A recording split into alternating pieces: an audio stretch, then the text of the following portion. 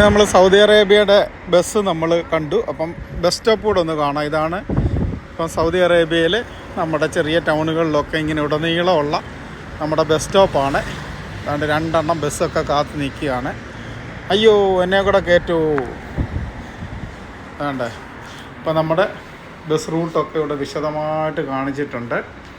കണ്ടോ, ജിദ്ദയ്ക്കുള്ളിലുള്ള ബസ് റൂട്ടാണ്. നല്ല അടിപൊളി AC ഒക്കെ വെച്ചുള്ള നല്ല ഒരു ബസ് സ്റ്റോപ്പാണ്. അങ്ങനെ ഉണ്ടല്ലീന, സൂപ്പറല്ലേ? അപ്പം ഇതാണ് സൗദി അറേബ്യയുടെ ടൗണുകളിലുള്ള ഒരു ബസ് സ്റ്റോപ്പിൻ്റെ കാഴ്ചയാണ്.